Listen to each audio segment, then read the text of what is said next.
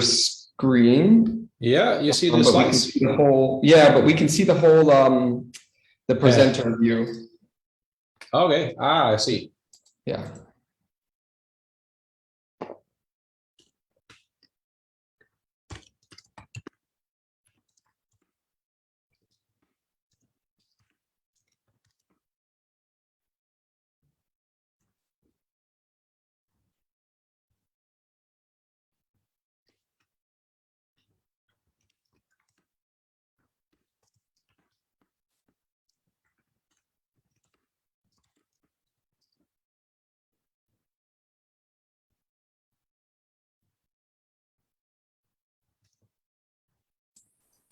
Okay, let's see if things work better now. Just, yeah, I'm working with two screens, so there's a little bit question of how to do that.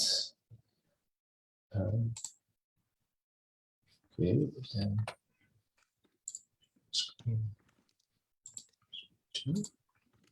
Is this better? Let's see. It's close. I guess from here you can probably do the. For some reason, we're still seeing the sort of presenter view that you would see. Yeah, no. Let's see if I can do that. So just screen one. This is better, or yeah, that's good. That's perfect. Okay, very good. This is back to old-fashioned start of COVID technology. Exactly.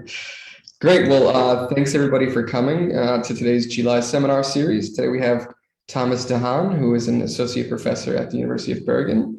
His work primarily uses lab experiments to explore questions in behavioral experimental economics and microeconomic theory, looking at topics related to strategic communication and discrimination in the labor market. So today he's going to be presenting a paper on fairness preferences with limited information. And so the seminar, Thomas, lasts an hour, and normally we encourage people to at least wait about 10 minutes before asking questions. But unless you have any objections, we can go with questions during the seminar. That's fine. That's fine. Perfect. Yeah. Okay, and then I'll let you know about 5 minutes before the seminar is over that there's 5 minutes left. Okay. Thanks, Jared. And yeah, very nice nice to be invited, and interesting kind of.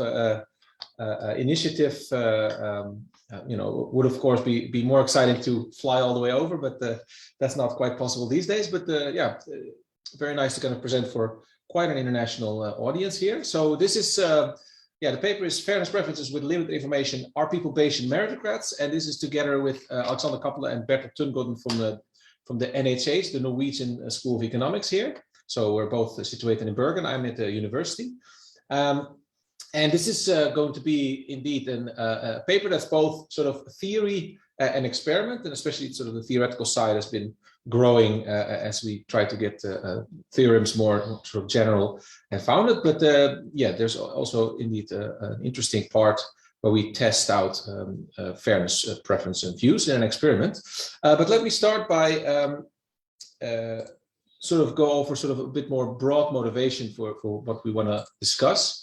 So the central question that many fairness preferences papers in behavioral economics try to answer is sort of, okay, what type of inequalities do people consider sort of acceptable, and what kind of are opposed, or what kind of inequalities are even sort of wanted? And just from kind of is this relevant from a societal point of view perspective? This typically is going to matter a lot, right? So when you deal with issues of social inequalities, or welfare policies, or even when you think about sort of, macroeconomic policies, what is considered fair according to people can be very kind of informative for how to design policy. So one obvious example paper is Alexina and Angelopoulos, but also there was this speech by Moffitt presidential address where we talked about sort of US history, about how the treatment of people that are less well off, unemployed, etc., has kind of historically very much been driven by ideas about whether they deserve their position, whether it was their own responsibility or not. So a lot of policy debates around equality come from fairness views. So it's important to kind of understand what inequalities are acceptable or not. And also in management settings, we kind of see that, well, one example would be the fair wage hypothesis. The idea is that, well, whether people are happy and feel fairly treated, feel that they get a fair wage or not, might actually influence how they perform.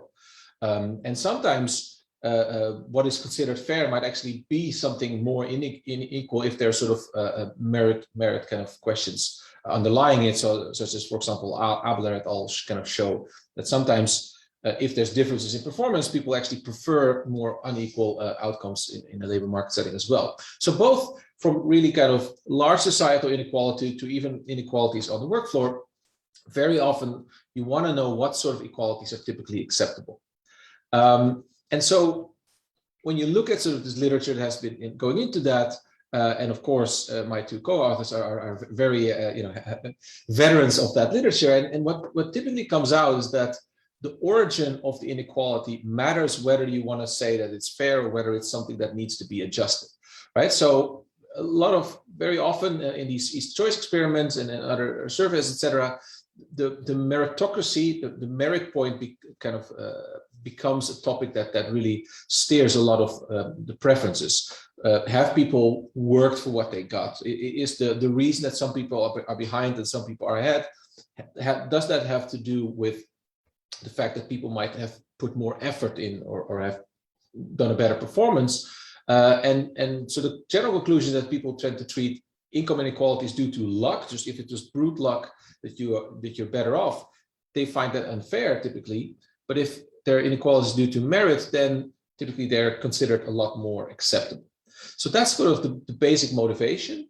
And then the question we're starting to ask with this paper is, well, actually in many situations, it's often difficult to determine to what extent is an outcome due to somebody doing very well because they worked hard for it, and to what extent did people just get a head start? Did they get a lucky break? Whether it's a lottery they won because it's really a lottery, or whether it's just people got all the right background plus all the right opportunities at the right time.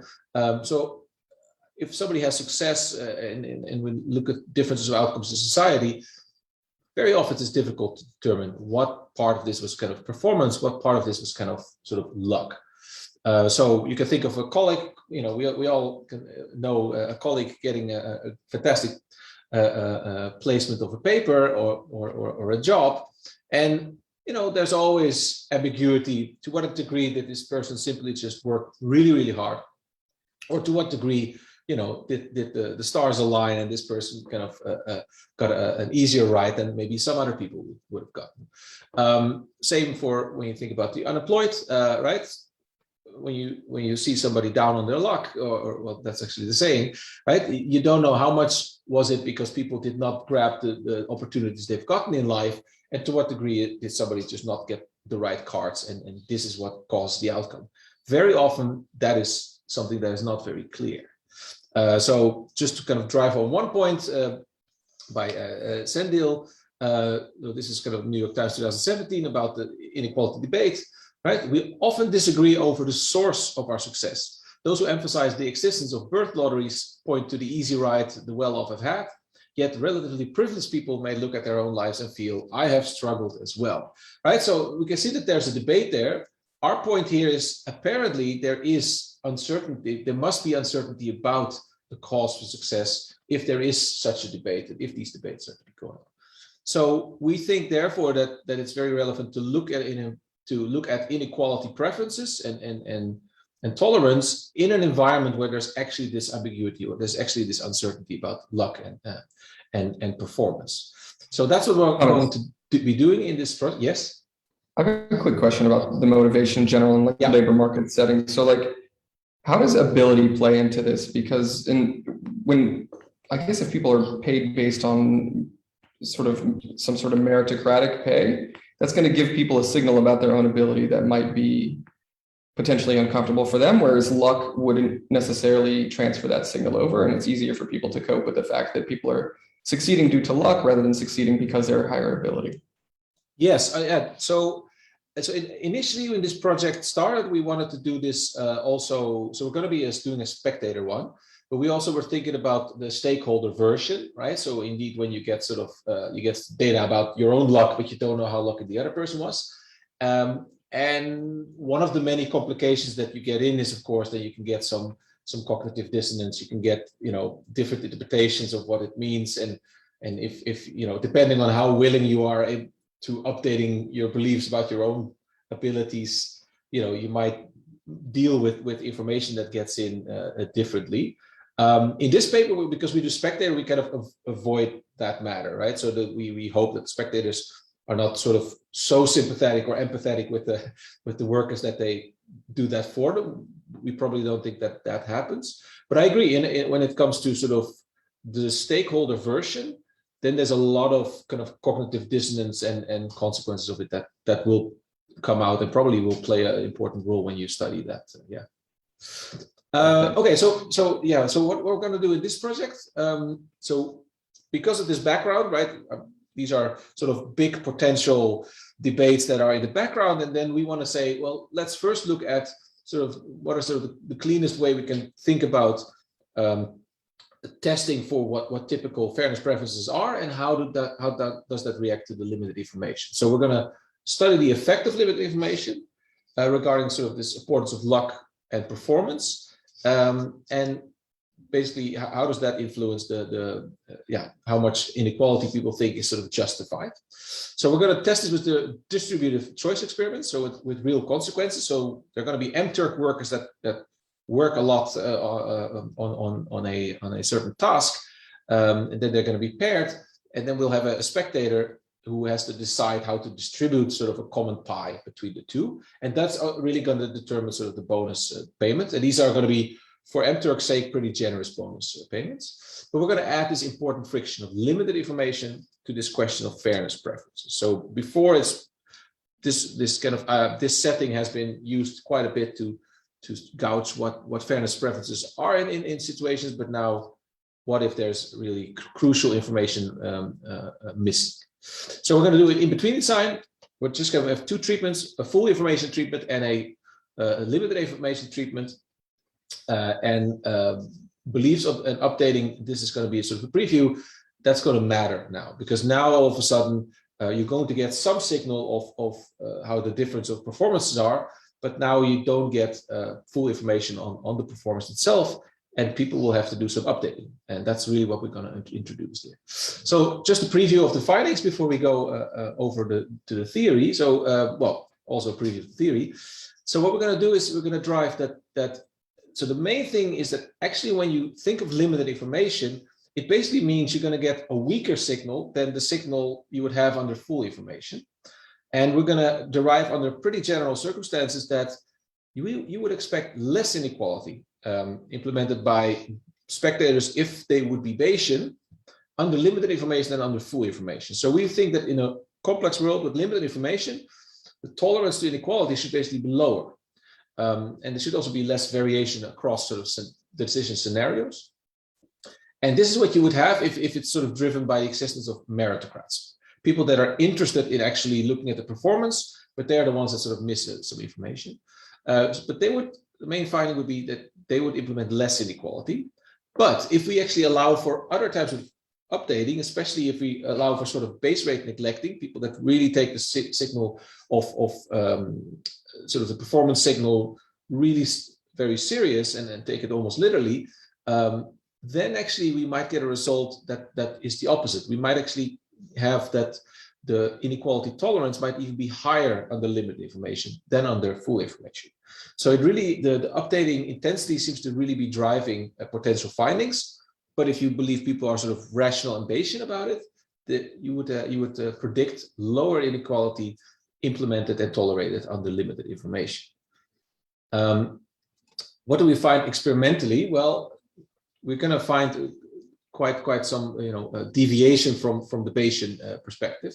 So initially, what we find in the setting that we have, we're really going to allow for some sort of proportional interpretation of who worked harder than others. We really have a task where you can kind of really talk about the proportion and talk about how much harder somebody worked than somebody else. So we actually find that a lot of people in the full information setting seem to be implementing inequalities as though they are meritocratic. So they try to get rid of the luck component, and they try to ballpark the earnings ratio in relationship to how hard people have actually worked, and they try to get rid of this noise term.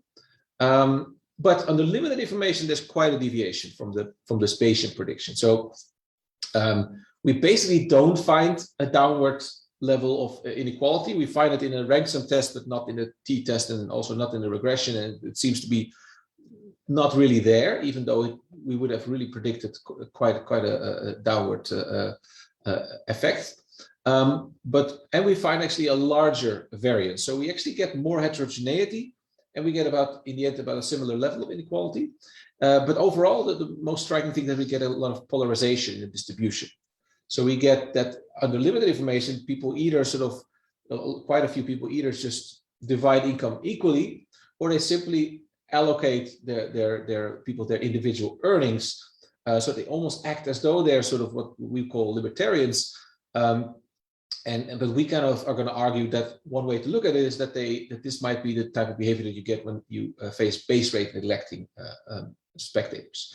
And so the updating strength seems to be very important in determining what kind of choices you get and what fairness preferences you would elicit in a world with limited information, even though maybe many of those might actually underlying have similar moral intuitions in terms of meritocracy. Just shortly, because there's quite a lot of slides to go. So overall, what do we do in this paper? Basically, we combine the insight of two mainstreams, right? So we really go over the fairness preferences. We really adopt the spectator paradigm to sort of as cleanly and as sort of impartially as possible try to find what do people find fair in certain working situations. So we really build up on that literature, but we also now look at the bound rationality literature. We try to enter this kind of large literature of how do people deal with information, how do they update. We kind of connected to that, and clearly sort of types that have been found there, such as sort of base rate neglecting, but also signal neglecting behavior, is something that we kind of find in our setting. So that's how it relates. So let me just start by giving you two short scenarios about our situation, and then use that to build on and introduce the framework. So imagine a very simple world where people can have earnings, which is sort of the outcome that they get. And the earnings are going to be a combination of performance plus luck. And let's assume that we have meritocrats, and they have the idea that inequality due to performance is fair and should be kept, but inequality due to luck is unfair and should be corrected for. And then the question is, what kind of inequality would meritocrats implement if they had the power in different scenarios? So one example could be two workers. One has a higher performance than the other, but the luck is sort of skewed and they have both the same earnings. So how would limited information affect inequality acceptance in this situation? Well, so that's one question we can ask. So under full information, meritocrats would accept some inequality, right? So they say, even though you have the same earnings, they would basically say, oh, well, but one had higher performance. So even though the earnings are in the end the same, we know that one person worked harder. So actually, if possible, we would correct for that. And we give this person that worked a little harder, we give this person a little bit more. So that's what you get on the full information. Under limited information, you don't know. You have no information, and you basically get two equal earning signals. And if you say ex ante, these two workers are drawn from sort of one population, so you don't have sort of two unequal priors about them, you would basically say, well, there should be no inequality implemented. So here, limited information causes less inequality acceptance. People might have done a different job, but if the noise sort of equalizes it, you would have less inequality. But of course, it can go the other way as well. So if you have, imagine they have the same performance, but luck creates differences in earnings, then again, the same question. Well, under full information, because you know that the same performance, you just know that one was more lucky than the other. If you were a meritocrat, you would just say, no, this luck is just luck. I'm just going to distribute that equally. And basically, you would have sort of equal outcomes if you were a meritocrat and you were able to implement that. But under limited information, you would say, well, there's different earnings. Now that might be due to luck, might be due to performance, but because it can also potentially be due to performance, you should still implement actually more inequality as a meritocrat in this example. So in this case, limited information would cause higher inequality acceptance in this setting. So we can have both scenarios where limited information creates less inequality, but there's also scenarios where limited information should create more inequality than full information because sort of the noise can also generate more. So the question now is sort of what happens in general. So basically when we kind of integrate over all situations, then the question is, how does it add up? I think I see somebody with a question with a hand up. Yes. Yes, thank you. I wanted to ask if I'm trying to understand how, say, incorrect beliefs or biased beliefs would fit into this. So I'm imagining something where I have limited information and I'm going to attribute someone else's high earnings to luck. Like I'm pessimistic about someone else's place in the distribution or over optimistic about my place in the distribution. And I see high earnings as a signal to me that that person must have been lucky, even if in fact it was due to productivity, and how these bias beliefs would interact with this. Yes. Okay. Yeah. So let me just separate two things. So in our spectator setting, so what we're going to test is basically you get two workers from the same pool. And if you then get different earnings, probably what you could do is say, well, I mean, I don't believe that these earning differences reflect performance. I believe it's all luck. That's very possible. And those are people we would call signal neglectors, right? They would sort of start to ignore and they would say, well, if these people were drawn from the same population, and if performance doesn't matter too much, if it's all luck, I might just give them the same anyways, right? You would have that type here. What you're sort of referring to is more indeed the stakeholder setting where there's two workers, but there's a crucial difference. One worker is me and the other worker is not a person. And then I might have different updating sort of rules for one and the other. We don't really allow for that in our setting. We really have the spectator who sort of has the same relationship to each of the two workers. So we're really going to assume that this spectator uses the same updating rule for both.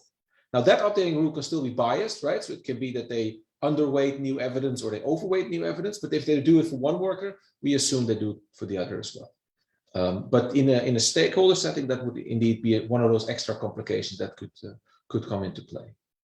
Okay, so I showed you two scenarios. One where limited information leads to more inequality acceptance and the other to less. And then the question is there just in general, like what on average, when you go from full to limited, what will happen? Can we say something general about that? And so the two questions are sort of, especially the level, what happens there, but you can also ask something about the variance. So let me just make it a little bit more formal before we go to the theoretical predictions.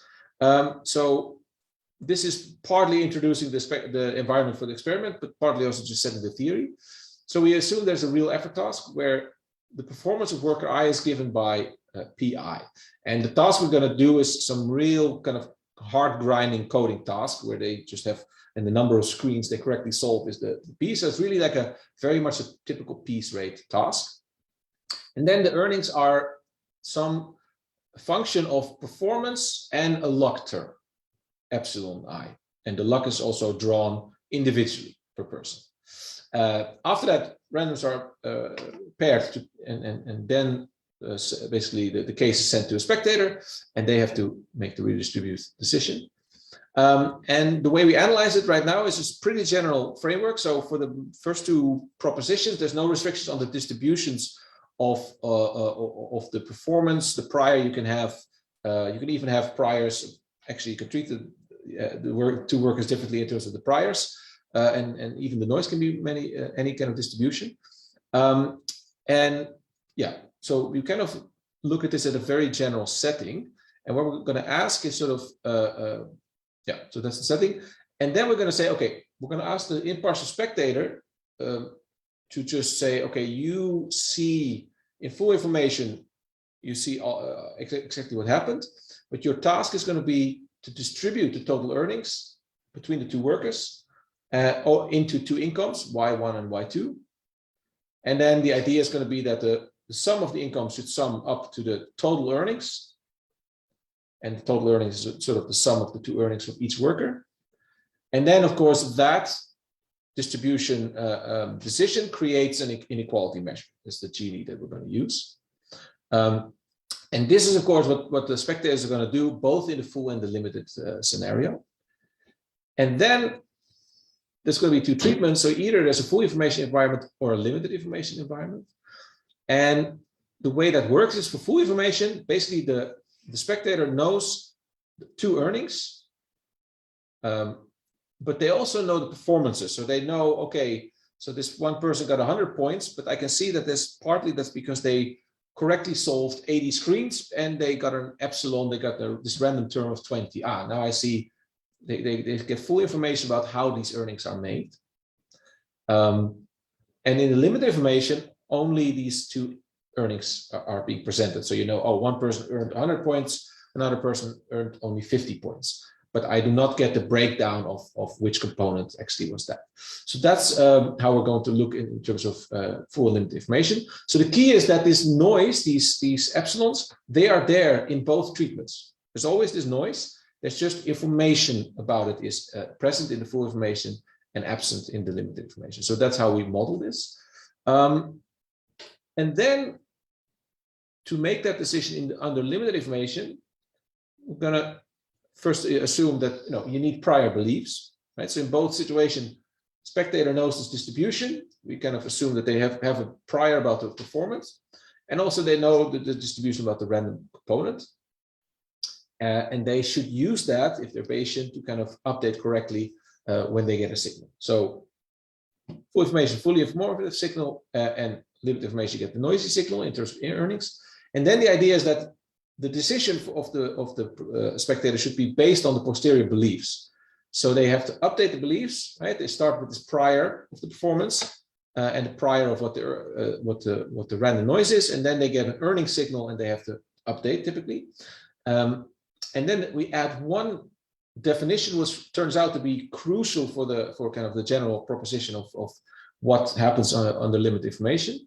So we define performance ranking uncertainty is. So there is this uncertainty if the posterior beliefs of the spectator reflect any uncertainty about which worker has the best performance, right? So if signals are really, really informative, and for each signal that you potentially get, you would perfectly know, oh, I 100% know that this worker was in this case better than the other worker. If there's no uncertainty about that, right? So you could imagine sometimes that you don't know how well each player scored, but you somehow 100% get information about who was better. Then there's no performance ranking uncertainty. But if the limited information actually allows that, even after seeing a signal, you still don't know 100% who was sort of the better worker, then you would have performance ranking uncertainty. And this turns out to be a crucial ingredient. So, okay, so one more step before we go to the proposition. So now we're going to say, okay, this is sort of the situation. And now we say, okay, what is sort of the preference that we're going to assume that the spectators have in order to do this task? So the main assumption is that we say they dislike deviating from what is considered fair. And so basically we have this expected utility where MI is basically given two performances. What is and given sort of a pie that is to distribute, what is the fair income to be allocated to player I or player J? That is M. So M is sort of the idealized fair outcome that a spectator considers. For example, if a spectator is a meritocrat that wants to say, I want to deviate the pie in the same proportion as that they worked, then indeed that's what M is. But if the spectator is what they call an egalitarian, not often seen in the world, but sometimes spotted in Scandinavia, right? This is somebody who would say, I don't care how hard the two people worked, but I want to split the pie evenly anyways. Then M would be sort of a half times how much there is to distribute in any case. So this is the ideal. And then you have the Y is actually what you decide. and you want to minimize the square distance of it. And of course, this becomes in full information. This is not a very difficult exercise because you would have all information to exactly match your ideal type. But under limited information, you basically have to take the expectation over this. And if you then optimize it, well, what you then get in this case is that the optimal spectator behavior should be equal to the expected ideal fairness distribution that you have. Expected basically integrating over all potential cases of how hard people actually worked. So you want to implement the expected fair allocation. So that's what we have as optimal spectator behavior. And then the question is, how will that actually lead to some results? Well, one thing you need first is a little bit of structure on what type of ideals we allow for the spectators. And we basically take this also from past experiments and literature. And of course, the one that we're going to focus on is the meritocratic fairness view. So these are people that consider it fair that the earnings are divided based on performance. So the meritocratic ideal of how to cut the cake should be a function of the two performances. And we're typically going to, especially when we're going to go for the experimental analysis, we're kind of going to find that the proportional meritocrats seem to be kind of, a salient type. But the theory goes for more general forms of meritocracy. And then the other types that we kind of include in the analysis are the egalitarians that just want to split the pie in two. And also what we call the libertarians. It's always kind of a dangerous name because libertarian means a lot more than just what we're going to define it as. But this is just kind of a usual term from the literature. Right? We just say it's fair that the workers receive their earnings. So my luck is my luck. I own my luck as well. So, and your luck is your luck. So there's no need to redistribute. It's fair if everybody gets both their performance and their sort of individual luck. And that's sort of a view to have that some people might also have. And that would be saying, well, for these people, it would also not be too difficult to redistribute under limited information because they base it on the two earnings signals, which of course is the information you have. Okay, so that's the model so far, right? So we have, just to recap, we have this, you have to distribute the pie. People have worked, and full information, you get exactly the information about the performances of the workers, but also the noise terms. Limited information, you only get the aggregate data in terms of earnings. Then, of course, limited information becomes a Bayesian exercise in a way. And under these, assuming this as a utility function and assuming these types of types, we can actually state sort of a prediction for what limited information should be doing in terms of the inequality levels. So what are meritocrats going to do? So meritocrats should be implementing their perfect fairness ideal on the full information, but they of course have trouble. They have to update beliefs and they have to do quite an intellectual exercises to update and implement as close as possible to the ideal kind of fairness distribution under limited information.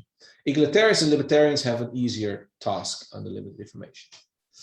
Okay, so here comes the main proposition that we find. So this is, so let me state the proposition and then I'll go for the questions.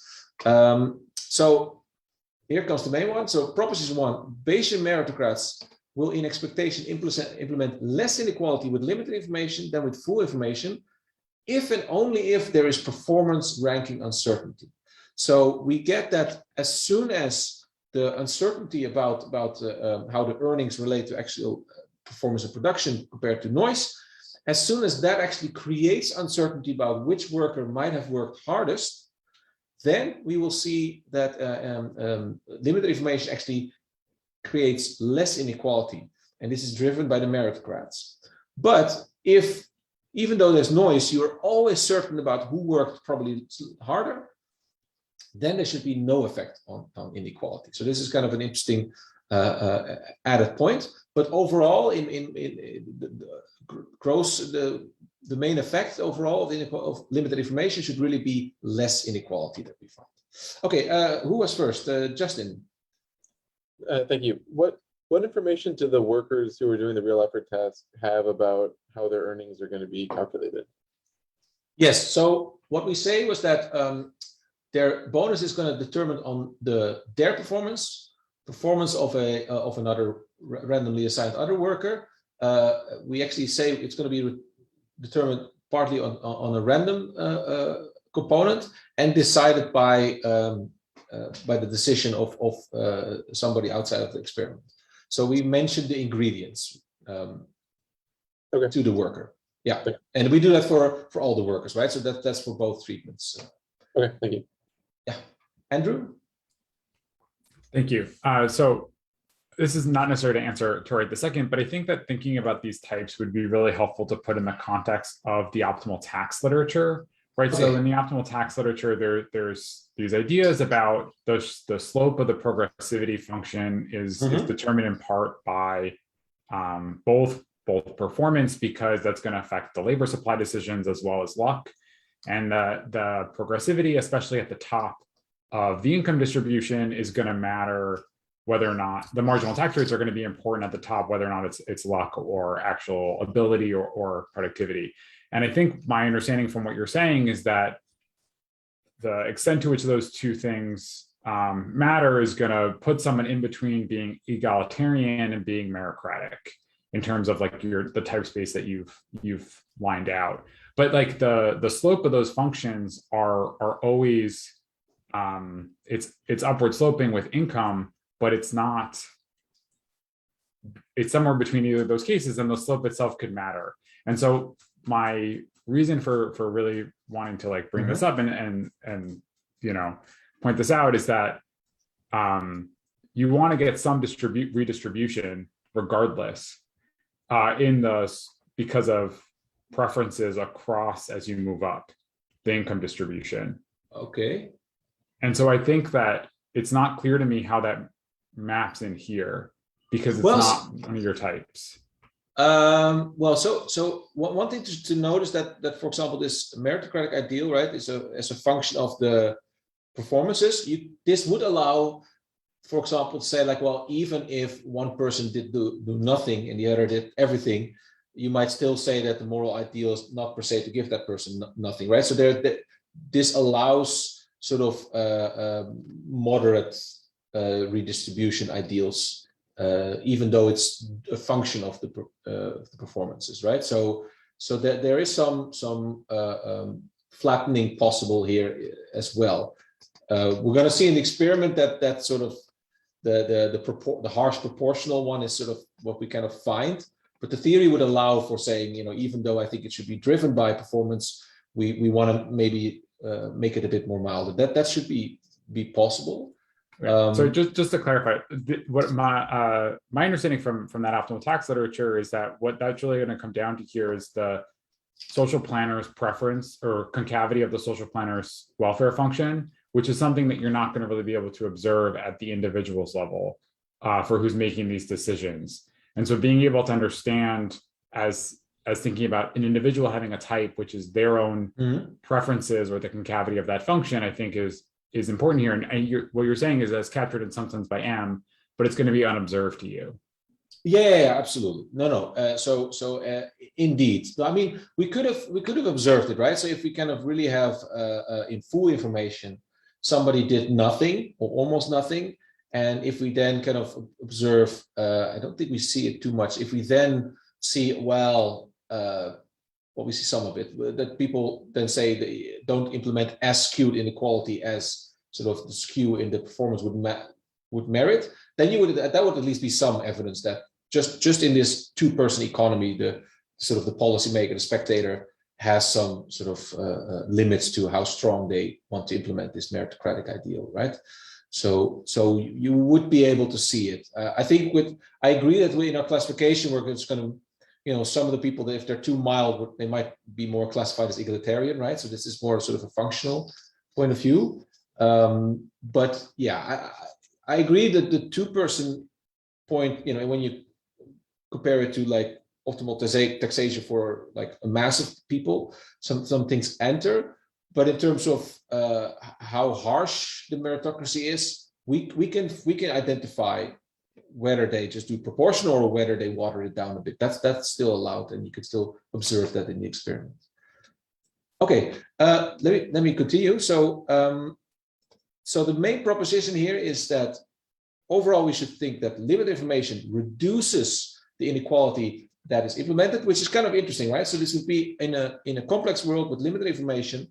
On average, there should be less tolerance to inequality compared to a world that's where there's full information about what caused the inequalities. So that's an interesting kind of observation. And then on top of that, it turns out it depends on this performance ranking uncertainty, which is an interesting sort of added point. And this is quite sort of general and not dependent on distributional assumptions. Second part, this is a little technical, so I just mentioned it quickly. So Bayesian Meritocrats will in expectation vary less in inequality acceptance across situations, right? So if you get two earnings here and versus the full information, and you might have other situations, and how different would you implement inequalities based on the earning system you get? That's across situations. It would vary less in limited information than under full information. If there is no performance ranking uncertainty, we can kind of fully prove that in such a setting, under limited information, you would just implement less inequality. And the intuition comes, of course, with the fact that, as signals are less informative, you also react less strongly to them. So there's less differences across situations. And even though there are a few counterexamples if there is performance ranking uncertainty, on the whole, this sort of preserves. You typically get this result as well in general, but there's one or two exceptions that break it into don't allow for a general theory. Okay, so we have less inequality implementation, limited information, and we have less variance. So what about non-rational spectators? And let's look at two benchmarks, and then we go to the data. So what can happen is this, basically two things that can happen. One is that people could neglect the signal. They could say, well, I mean, these earnings, they are based maybe on work, but also they're partly made by luck. So I'm going to either ignore them or really deflate them, right? So in that case, in the most extreme case, that would mean that your posterior belief distribution about how hard people work is the same as the prior. You just ignore the signal. The other side would be base rate neglectors. They would basically act like they are a Bayesian with a uniform prior. They just take the signal very, very literally, and they update very strongly because of that. How would that?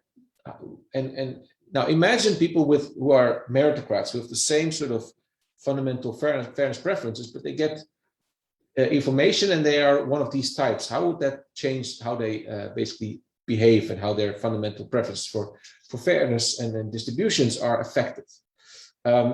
So here comes proposition 3 for signal neglectors.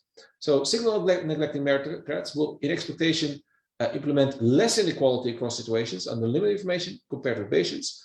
If there exist both signals where Bayesian spectator would allow more to one worker, and if there's also signals where the allocation is more to another worker. So if you have a situation and you get different signals of who was sort of in good shape today, if there are days where you might think that one worker actually worked harder, and if there are other days where you might think the other worker works harder, if you're a signal neglected, that will lead to less inequality implementation.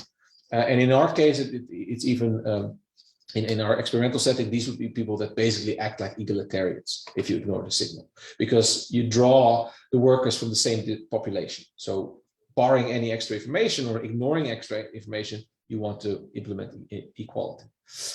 Then the base rate neglectors, and here I have to make some assumptions about the environment a little bit more. So let's make the one assumption called the additive economic environment, which is that the earnings of worker I are given by the sum of performance and luck. And performance and luck are both drawn independently from normal distributions, one for the performance and one for the luck component. This is actually what we're going to do approximately in the experiment. So if we're in this normal setting, then actually we can prove that base rate neglecting meritocrats are going to implement in expectation more inequality across situations under limited information compared to the full information. So if people are, they're going to implement more inequality under limited information compared with Bayesian meritocrats. So we know that meritocrats implement less inequality, but base rate neglectors will actually implement more inequality than the Bayesians. But even more in this specific setting, I actually can state it more strongly, is that if base rate neglectors would actually even implement more inequality in limited information than in full information under these settings. So in this normal setting, we think that meritocrats, if they're Bayesian, implement less inequality under limited information, but it increases if they would be base rate neglectors. So we're sort of saying that people that are base rate neglecting, they might be in a complex world with all kinds of limited information. They might be the ones that are more in favor of more inequality and tolerate it more, but not per se because of their sort of moral deep preferences, but more because maybe they are base rate neglectors and they just say, well, I see that you have success, and my best interpretation of this signal is that probably you worked exactly as much harder as your earning signals reflect. So this shows, okay, so this is quite a point. We really see that there's going to be a pool if we allow for these different types. Okay, let's quickly go over the design and then the results. So we recruited a number of mturk workers. We recruited 425 spectators from the student population of the Norwegian School of Economics. So these are business students, and we will. It helps us in a way that we basically invite a lot of meritocrats, so to say, and then we're going to see how they change their decisions, and they have to just do the decision how to redistribute earnings, and the workers are paid according to those decisions. So the task was a word accretion task, so really kind of very piece rate, 50 minutes to work, and a lot of them work pretty hard on that. And the earnings is actually an additive function, right? So it's performance plus a random component. And the random component was drawn normal distribution, mean 0, and standard deviation 50. This is the coding task. So you have to basically you get the letters, you got to find the letter and type the number. So hard-working task. And they have to do as many screens as they can for 50 minutes. Then we have the two treatments, full or limited information. And the spectators get some information about this economic environment. So I'm going to show that in the next screen. And they're going to make 10 decisions. And afterwards, there's some background questions. So this is actually the information they get. They actually get a histogram of how hard people worked, and they know that they randomly get workers drawn from this distribution. They also see the random factor, and there's even some extra questions about what's the information, like what's the probability that the random factor will lie between -20 and 20, etc. So they really get a little bit of intuition for this. So this is what they have, and then afterwards they first make their decisions, and afterwards for all the 10 decisions they make, we actually elicit their beliefs, incentivize about what they think the performances were under the limited information. Okay, so let's go to the results. This was Thomas, just to let you know, we have about 5 minutes left in case we get kicked out. We might have a couple extra minutes, but in case we get kicked out. No. Well, this, Okay, thanks. Yes. Okay, so here is a couple of pictures that tell almost the whole story. So first of all, this is under full information. X-axis is the performance, Gini, so how different were the performances and how different were the incomes allocated. And we see that under full information, meritocracy rules. There's some noise, but really kind of the biggest share really follows quite the meritocratic, proportional meritocratic point of implementation. However, on the limited information, this breaks down. It's a very kind of scattered pattern. Of course, they don't have the information in the performance. So what do they actually use? Well, we see some other patterns emerging. What we see, so these circles, they kind of show a little bit about the weight about of how many points there are.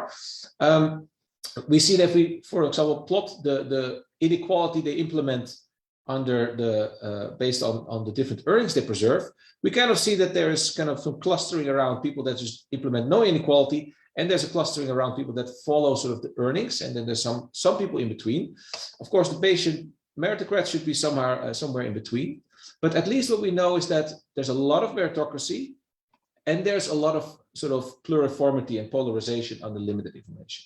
So we find no less inequality. We kind of find approximately the same level of inequality if we look at the two. So it kind of balances out, but overall, it seems to be a lot more variance, and we get both a fatter tail and some more spikes at sort of people that don't redistribute that keep sort of incomes completely equal. So we get more equal division and more people that don't redistribute at all. But overall, we don't get kind of strong income effect along the prediction of the Bayesian meritocracy. And if we look at a random utility model, so basically we kind of do a structural model where we try to fit these types. Basically what we get is that if we don't allow for updating differences, just allow for Bayesians, then we estimate a sort of a share that's very different from what you just get if you just look at the full information. If you have this model that allows for some differences in updating, then we actually get types this kind of sort of the percentage of types, we get a lot of meritocrats. If we would only estimate this on the full information data, we would also get about the same proportion. Plus we get sort of a better fit. And this would be a model that really allows for different updating types. So this would be a simulation, but more importantly, what we would estimate for updating types is the following. If we allow for this, this would be the distribution we kind of see. We would get a spike at the signal neglectors. We get a spike at the base rate neglectors, and then we would have some distribution in between. This is what our model would estimate based on the choices they make, on the distribution they implement. But afterwards, we actually ask them, after their choice, to report their beliefs for the different cases. And actually, if we look at the ratio of the beliefs, or how different do you think the performances were, we actually see, this is just not so this is based on a structured model based on the choices. This is just the beliefs afterwards. We actually get this similar pattern that a lot of people just seem to be either updating in a base rate neglecting style, which is this spike at 1, or in this sort of signal neglecting style. And so we kind of slightly independently see kind of a similar pattern.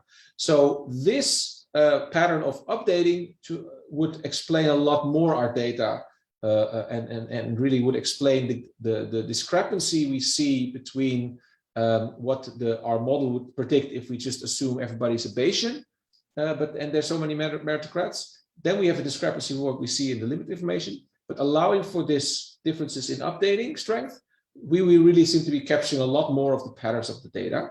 And if we look at the beliefs they report themselves, that goes into quite the same direction. So what we have is that we studied the role of limited information. We established quite some general results about that we would expect lower inequality in such a world, except if people have irrational behavior, if they over-update, if they're base rate neglectors, then you might actually sometimes get more inequality under limited information. And we show that this is kind of very crucial, or this is a very sort of a likely crucial element that might have driven the participant choices. And so the larger conclusion is that limited information may cause disagreement about redistribution amongst people that might actually share the same variance view, in this case, the meritocratic view.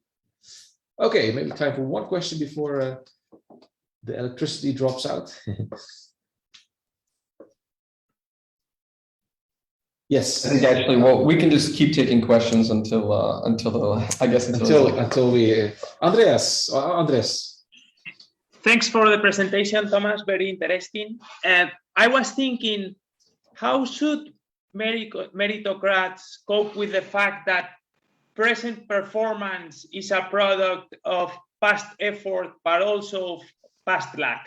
Because the family you were born, your genetic endowments, the school you went, that also affects your present performance. Yeah. So what we show is that it's already here. It's hard to be a meritocrat. What you're saying is that actually, if you want to be a really good meritocrat, it's even harder. Exactly. So yeah, exactly. But at least what we find is that when we give them enough information to work with, right? Because we really split out. Okay, this is the performance that you saw. That's kind of, you can see that's work. So given the information they have, they seem to be like, okay, that is something I can see it's fair to base my decision on, barring more background information. And then there's this extra information. Well, if we really help them, if we really allow them to distinguish that, they do. But as soon as they can't, we can see that it's just hard to be a meritocrat. And then they go to sort of, well, they could be heuristics, but it could go, we say updating strength. What you say is that, well, the world's even more complex. So we probably see that that the heuristics may be even more crude, or the updating might be even more important in such a setting. So, but it could still therefore be that the meritocratic ideal might underlie, there might be much more common ground hidden behind, kind of many frictions. Exactly, because I feel that, for example, in a country like Argentina, that's very important, because your performance as an adult has a lot to do with your lack as a children. Yeah, so. Exactly. And this even goes to a little bit, so we choose a task that's really clearly performance-based. But we know that there's always the talent dimension we're typically asked about. So Axel and Bertel, they have a paper about that. And then you get this strange relationship between, what is talent? It's, in a way, it's luck. Yeah. But because it's so persistent, it's also something that's sort of predictive of performance, and it might almost, and if you really want to be philosophical, like what if you have the talent to work hard, right? So there's a lot of, what we just say is that in this case, in a simple case, people like to use this performance as merit because they can really see it was kind of work. It's kind of obvious for them, and it's obvious that there's the luck. And then we can already see that it gets complex. But there's a lot of gray area when that debate gets even more complicated. So then that would be a further study to say, what if there's even more dimensions and even more sort of gray area of where to attach merit to and on what basis. Thanks. Perfect. Thanks, Thomas. I guess also on that note, it seems like the merit, they're only taking into account the difference in payments and not difference in utility. For example, if these different workers face income risk and they have differences in risk aversion, for example, there's not really any mechanism in the model for that to be recognized here, because you're increasing double risk, right? So there's the risk of performance measurement, but then risk on top of that in terms of their pay outcomes that are completely independent of their. I agree. So no, I absolutely agree. So I would just move back to, we can generalize the meritocratic fairness view to account for that, right? A little bit, but at least you kind of don't see, at least in sort of the full information, we didn't, we kind of, it seemed to be quite proportional what they do. Of course, right? It's also noisy, and some of the noise might actually be people that have that consideration that they want to lower it a bit. But as you can see, there's even some people that are not too afraid to even give full inequality. But I agree that would be so. Therefore, if in the theory it's also important, we don't just say that it has to be proportional. It can be more general and more mild versions of meritocracy, and you would get the same results basically. Yeah. Okay, perfect. All right. Well, I guess we can wrap up for today. Thanks so much, Thomas, for being here. Yeah, and thanks everybody for participating. We'll have our next seminar will be in 2 weeks from now. Raisa Fabregas will be presenting on information provision in agriculture. So thank you very much, and we'll move over to the coffee. Yeah, okay. Thanks, Bye. great. Thanks, everybody. Thank you. Thanks.